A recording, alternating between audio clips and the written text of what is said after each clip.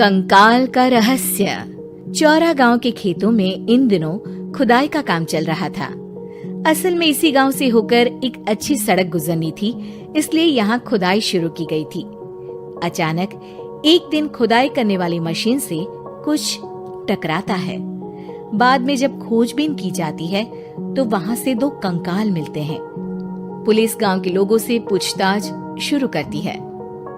आप लोगों को क्या लगता है ये किसके कंकाल हो सकते हैं? अरे साहब, हमें क्या पता ये किसके कंकाल है, आप ही लोग पता लगाइए। हम लोग तो बहुत ज्यादा डरे हुए हैं। हाँ, हमारी फॉरेंसिक टीम अभी आ रही है। ये बताओ कि इस गांव के रहने वाला कोई जोड़ा गायब तो नहीं ना? क्योंकि शुरुआती जांच में तो ये बात सामने आ रही है कि एक कंकाल किसी पुरुष का है तो एक किसी महिला का। साहब, हमें तो बहुत डर लग रहा है। ऐसे कंकाल मिलने का मतलब गांव के आसपास ही किसी की हत्या हुई है या फिर किसी को जलाकर मार डाला गया है।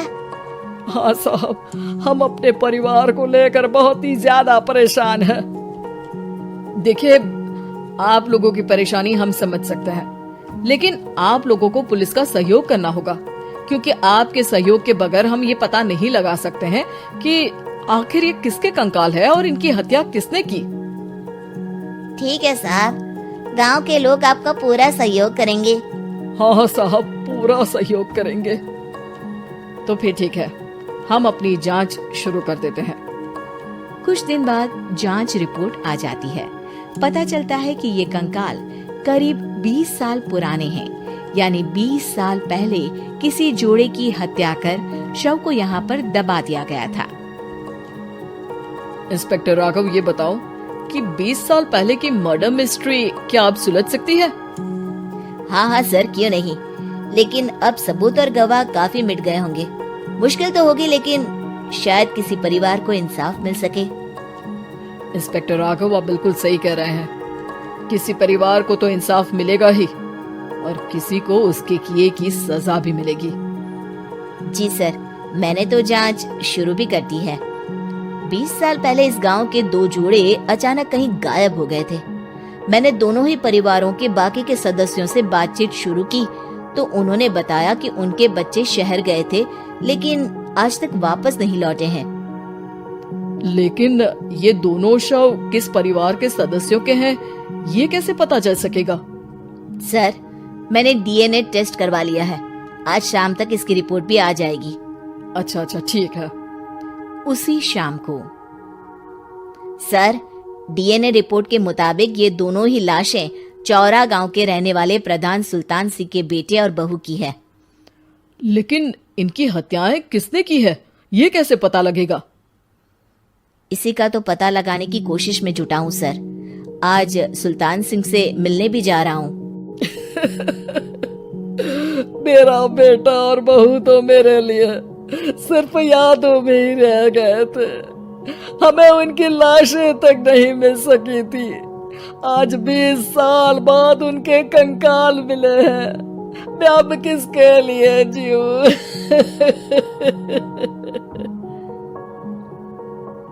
लेकिन सर, क्या आपकी किसी से कोई दुश्मनी थी? अपने बेटे बहू की हत्या के लिए आप किसे जिम्मेदार मान रहे हैं? अब मैं किसका नाम बोलूं?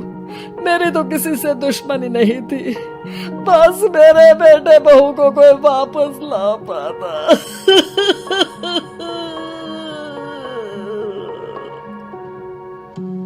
इसके बाद सुल्तान सिंह फूट फूट कर रोना शुरू कर देते हैं।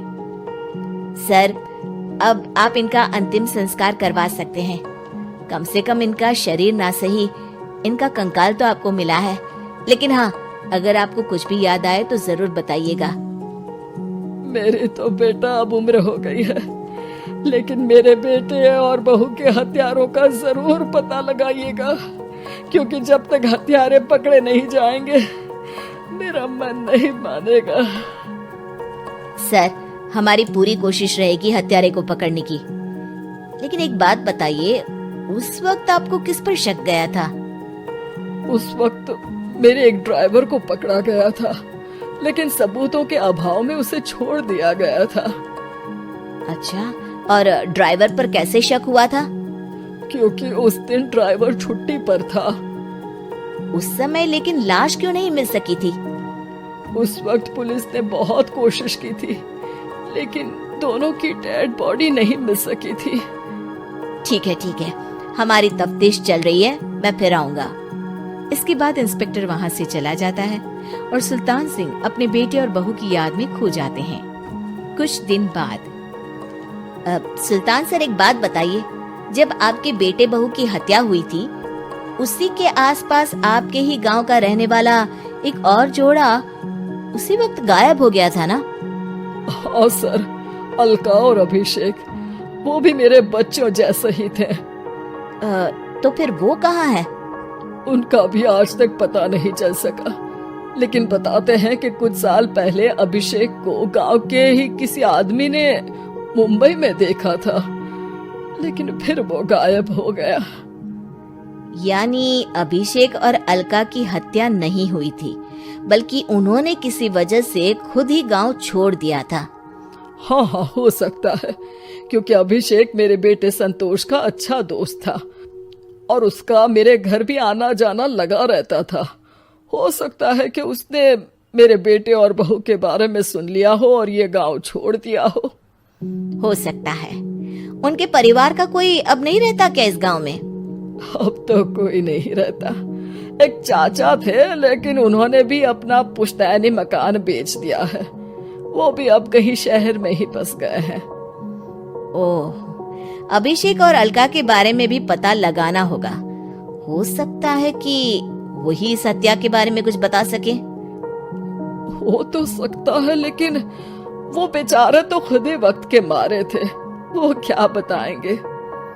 फिर भी सर, जब केस दोबारा खुला है तो जांच तो करनी ही पड़ेगी, और इस बार तो लाशें भी बरामद हुई है।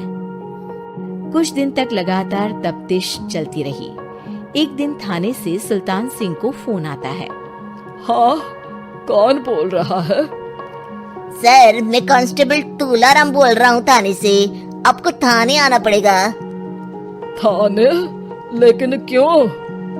सर, किसी की पहचान करवानी है। अच्छा ठीक है, मैं दोपहर तक पहुंचता हूँ।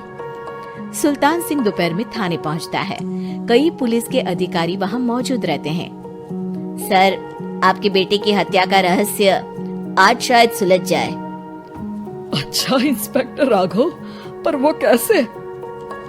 सर, उस आदमी को देखिए, क्या वही अभिषेक है? सुल्तान सिंह की आंखों में हैरानी से आंसू आ जाते हैं।